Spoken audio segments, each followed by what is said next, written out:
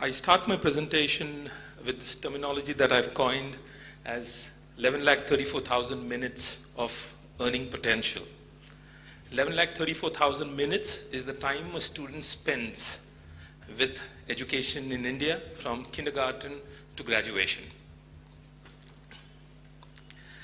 I'm here to talk about building education finance system in India. Whenever we talk about building any kind of a system, it's very important to understand the components that go into the system. So we'll visit some of the components one by one, starting with the potential.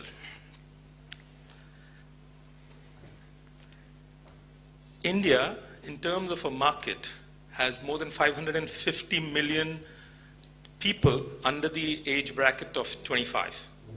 That's the potential market for education in India. If we take the entire population of India, which is 1.24 billion people, more than 32% of our population is below the age of 14. These below the 14-year population are the people who are either going or seeking to go into K-12 education. So that's the potential of K-12 education in India. If I have to bring out a parallel in terms of the percentage to population, 32% of our population is more than the population of USA. So while we could safely say that the entire population of USA is less than the population that we can target to go to K-12 education in India. 11 million people in India currently are going towards higher education, and that's only 11% of the population in the 17 to 23 age group. The government wants to up this by year 2017 to 21%. It's an ambitious target. And even if we achieve it, we'll still fall short of world averages. Revenues. Private education market in India is worth $71 billion. And as we talk at this particular moment, in 3 years from now, it is estimated to reach $110 billion. The K-12 segment alone contributes more than $31 billion. The private market, the market for private colleges, engineering, medicine, business is valued at $7 billion. The tutoring business is $5 billion. This $5 billion does not take into consideration the neighborhood teacher who calls in 20 students and teaches the students as tuition classes at home. That's the breakup of the private education market in India. $71 billion. 47.5% is today K-12. Higher education and tuition coaching is 17.5 each. Books content contribute 8%, vocational 5.5%, and the others are 4%. Preschools contributes 1% out of that, and technology in schools a percentage.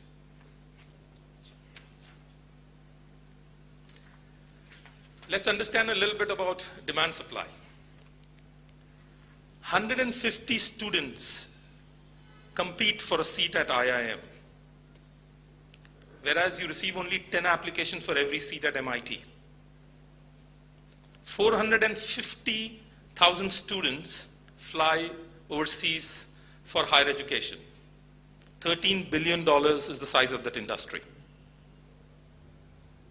If the RTE is to be implemented in its right flavor, we require 1.2 million additional teachers. As per the 12th five-year plan, the outlay is to set up 6,000 additional schools, 2,500 in public-private partnership. That's the market, that's the demand, and as we move along, there are challenges that one needs to overcome to meet it. The first challenge is a financial one. The industry, now this is specifically to K-12 and higher education, is under the umbrella of not-for-profit. So large amount of private investment shies away from this particular sector. If one talks about setting up an institute in any part of the country, cost of land, cost of setting up of an infrastructure are two major components of CapEx. Long gestation period, 5 to 7 years of holding capacity is what one needs to plan for. Regulatory challenges. If one talks about setting up an institution today, one has to meet a regulation list, which is fairly long. Land, CLU, permissions to start an institution at the central level, state government NOCs, affiliation laws to be met, and a whole list of other rules and regulations that one needs to today follow to set up and run an institution. Entry barriers. If you organize the finance and are well equipped to manage the regulatory challenges, there is limited choice of entry. Section 25 companies, trusts and societies are the vehicles you can use to enter into this particular business. And if you're able to manage that too and set up an institution, another big barrier is lack of availability of trained manpower.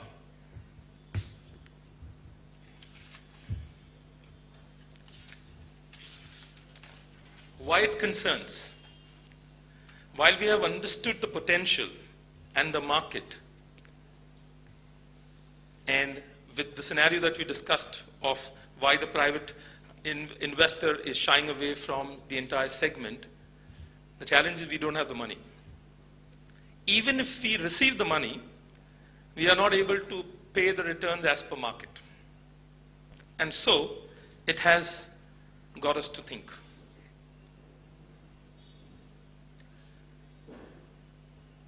Some models have evolved over a period of time. Some are still evolving, and some are the models of the future, but strongly recommended. The traditional model, delivery of formal education on a not-for-profit basis. Diversified corporates have been using this particular vehicle as a part of their corporate social responsibility mandate. This is the traditional route they have used via trusts and charitable institutes to set up large academic and research institutes. We have enough examples of this in the country. Premier, but still not in volume. Delivering services on a for-profit basis. Industries today invest in delivering services on a for-profit basis, connecting with formal education sector and to students directly. There is a lot of work that's been happening in this particular space. This is a sector, as per us, set to grow. We see a lot of activity happening here in terms of foreign participation. 100% FDI is allowed here. We feel that the government and the private sector needs to work on exploring these options better. A lot of work has been happening in the area of skill development, assisting the vocational education sector, and enhancing skills to meet industry requirements. And as more people use this particular route to connect to industry, our feel is that the pressure on formal education will reduce. Public-private partnership. In the public-private partnership segment, the government and the private sector in varied stakes have been working hand in hand. We have examples to learn from. There has been work that's happened in the vocational training space with mixed results. Our feel is that this area is also set to grow. And the last frontier, and the important one from the private sector, is delivery of formal education on a for-profit basis. While there are merits and demerits of this, and that can be discussed, our thought and feel on this is that while there are commitments and vision statements we have made to increase and expand formal education, It can only happen with the participation of the private sector. And that will only accelerate and catch speed if we turn the sector into for-profit.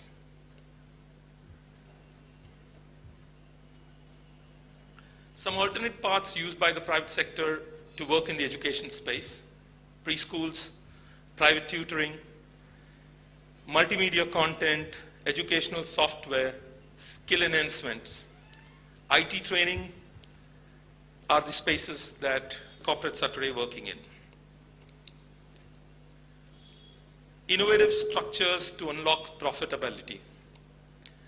Today, a private investor or a corporate getting into education has to work innovative structures. And some of the structures that have evolved are, or some of them are still evolving. One of the structures is here for us to see, wherein a trust or a society with a set of trustees is set up, which now connects, coordinates with the central and the state government for the NOCs, land permissions, land conversions, affiliations, permissions. But at the same time, it has back-to-back arrangements with private investors who invest in the services business, training, content, multimedia, brand. And by doing this, the advantage that the trust has is it gets the leverage of a lot of research, prepared, equipped, visible products. And the private sector gains by receiving a service fee. Many of these arm's length relationships sometimes have the same shareholders on either side of the table. The other place where the partnership has evolved is wherein the trust or the society works with land and infrastructure owners. And by doing this has reduced the capital expenditure requirement of the entire project, is able to pay out a lease rental back to the investor.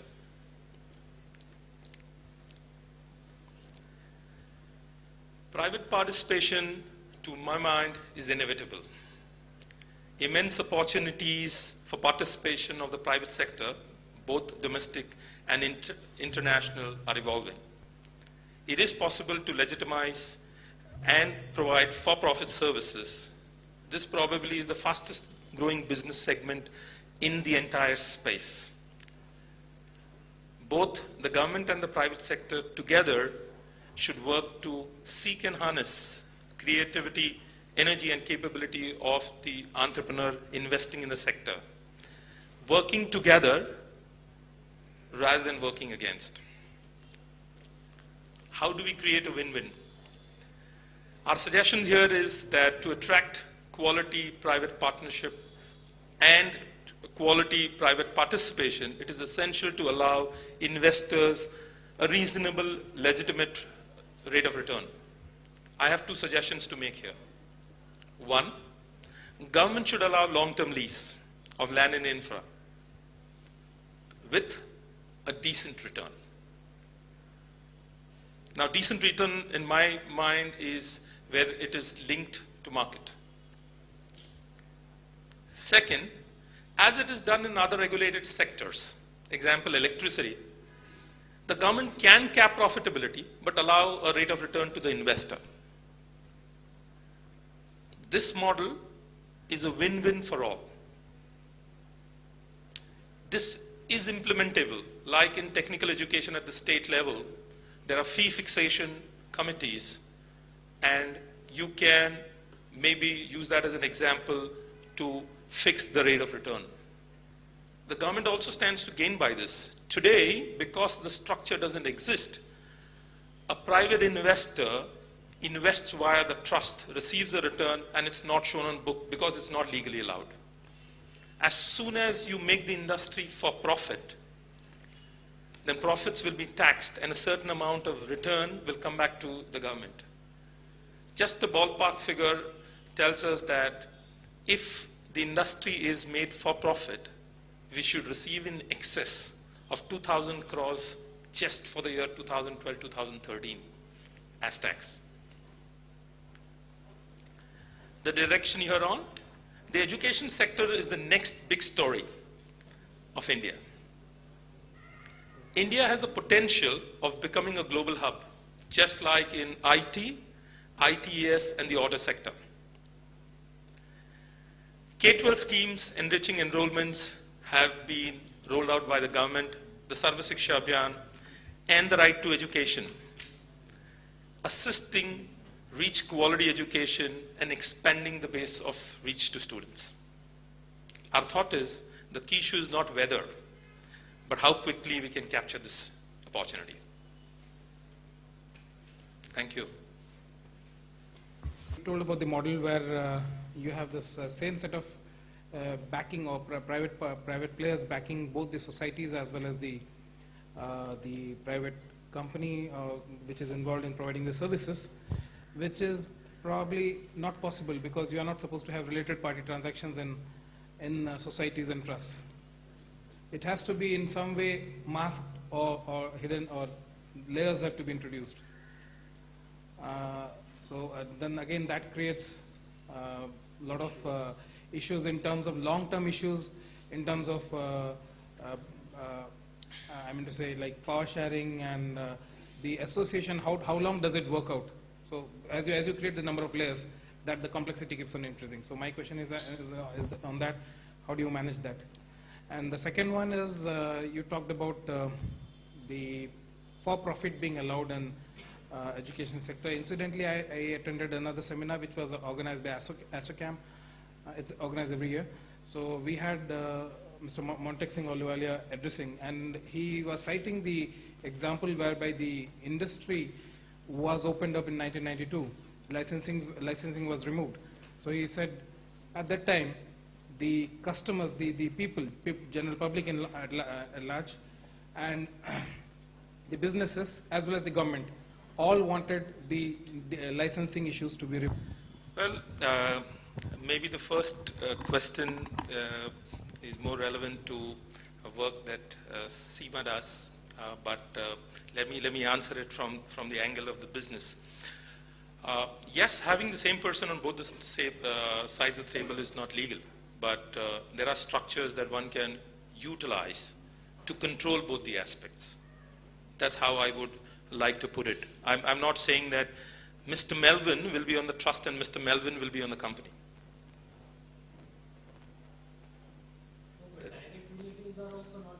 Yeah, it can. Yeah, Mr. Melvin and Mrs. Melvin need not be, but two business associates could be. There are structures in which you are able to manage that today, and a lot of investment that happens in the sector happens from that particular route. That does bring in a lot of conflicts. Yes and no. Yes and no. Yes, because if you have not structured it well, then there is a challenge. But like I said, that if you look at the 90,000 private schools that have come and evolved over a period of time, right? The structure also has evolved. So we'll wait for Seema to share her view. Absolutely. She comes from a legal counsel, but my thought is that is it on the right side of the law or the wrong side of the law? So it might be, my view, that it might be on the wrong side of the law. The mandates that are required by the law and meets it from that aspect, and it can be created. That's the first part. The second part of the question that you talked about was in terms of somebody saying that, can you just repeat the second part in terms of students getting impacted? If you today look at it, maybe from an education system that I went to, which has now evolved, and maybe because of the private sector, the same teacher is not there in the classroom because better opportunities have come and teachers have moved on.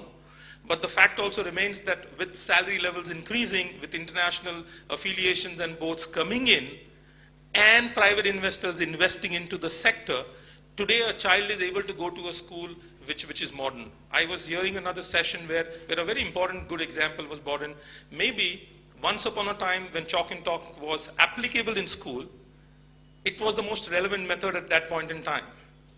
Today what happens is that students outside are on Facebook, on WhatsApp, and teacher also is on WhatsApp and Facebook. but they put it all off and come back to the classroom and start using chalk and talk. My question was different. My question was like, Sir, can I attempt? Can I just... Yes, please. So your question is very relevant, that Montek Singh Ahluwalia feels that privatization of education will impact parents because finally the fees will go up and impact the families. Yeah? That's what, okay, so just let me take you in 2 minutes time, the present situation in the education system. We have around 10 lakh government schools, which is increasing day by day. Considering schools which charge even 100 to 200 rupees also. Now look at a private school. I as a taxpayer feel very, very bad every time I pay tax. I pay 3% cess. I run a school. My child goes to another school. Look at the irony of a person like me. I pay 3% education cess. Then you do a right to education.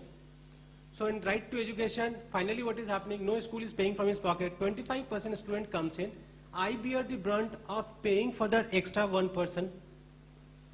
Situation is not over. Unluckily I am a school owner. I pay 6th pay commission teacher salary. So as a private school owner, I am bearing the brunt, and as a taxpayer I am bearing the brunt. Government on the other side is paying 6th pay commission, doesn't have any accountability on the teachers that any productivity is coming. We work very closely with Sarv Shiksha Abhiyan guys. There's a campaign after campaign to anyhow drive admissions inside schools. But actually, I run an underprivileged school 60 kilometers outside Varanasi. Actually, my school children, we charge 50 rupees. They pay 50 rupees. They are registered in this private school. They actually go have midday meal in that government school, come back and again study here. Because in that school, which is government school, there's no teacher holding. Just somebody physically being there. Now, somewhere, I met Mr. Sibal sometime back when he was Minister of HRD. I asked him the same thing, that why are you penalizing somebody who's a taxpayer money? You're taking this money, wasting it so much. You make a populist theory of right to education. Who is it benefiting?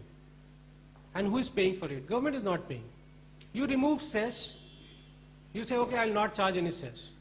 And then I'll make education free, right to education, 100%. Absolutely fine. What are you doing? In a way, you are, trying to attempt to earn from the same set of people multiple times. And I'm very much for the private school owner, because if he has to seriously do 25% RTE and 6th pay commission, believe me, he'll be paying money. And I'm talking about a school in Delhi which charges even 50,000 rupees fees per annum per child, will be paying from his pocket if he honestly does the same. Please, the government agrees to say that, okay, I don't know how to manage this 1 lakh schools or 10 lakh schools. I don't know how to manage. I'm not able to give quality education. I'm ready to, like we are saying, 5,000 schools to come for public-private partnership. I'm ready to give all 1 lakh schools for public-private partnership, which will bring accountability. The money which is getting spent every day, which will actually, if you see midday meal, so I was in Hyderabad, and there's this company called Nandi Foundation. They now in Maharashtra do 1 lakh children midday meal. So government has largely privatized in their NGO per se, but they're largely privatized, saying that we don't know how to do midday meal. They're every day getting thrashed because something is coming out of the meal. So let's give it to somebody who knows it better. I'm saying good education is a most ultimate objective. But any setup will not sustain, because finally education has to sustain on its own. Today we work with multiple kinds of higher education or K-12 or even running my own school. If the money is not coming out of the system, if it is getting, drips outside, long term it will not survive. That's my only thing. And what is happening today is that whether we are paying tax or we are not paying tax, there's a lot of mismanagement happening at that level. Today parents, I talk to a first generation parent who just knows how to sign. Says, I'm ready to pay 100 rupees, 200 rupees, 300 rupees to send my child to a school where a teacher comes. So I agree to your point of view, but private sector now are doing a good job. It doesn't quite work out that way. Two, following up on her point, in the state of Kerala, on an average, we are losing about 1,500 to 2,000 government schools. The simple reason that they are not coming up to the standards that they really want. It's weeding itself out. The teachers are struggling. There are some extremely good government schools which are doing well. Three, we are again presupposing that the private sector operator now is not doing it as a 5 to 7 years. We are even looking at K to 12 education or otherwise reasonably closely. That's my suggestion. we'll take his point and then we'll come back to Seema's presentation and then we can do I have a question. See, we were talking about ultimately moving to the for-profit kind of a structure. In the current scenario, do you see that coming in anytime soon? I mean, in a year or two, or maybe another 5 years, 10 years? I would believe that it should come in shortly, but and a lot of work is happening in terms of moving in the direction. If you see a lot of policies currently getting implemented, a lot of discussions happening. A few months back, Economic Times had the top industrialists talking about top 10 issues that needs to be addressed as a country for us to go to the next level of growth. One of them was education. So our thought is that there is discussion happening, and as the sector grows, it's only a matter of time that it will happen. If you ask me in terms of time frame, maybe I'm not qualified to answer that from a perspective of how much time it will happen. But if you see the direction that it took in the last 20 years, last 10 years, last 5 years, and last 2 years, I think now it's picked up speed. At least it's being discussed. 20 years back, it was a no-no. Now it's come to a table of a discussion. So that's how I would put it. Please.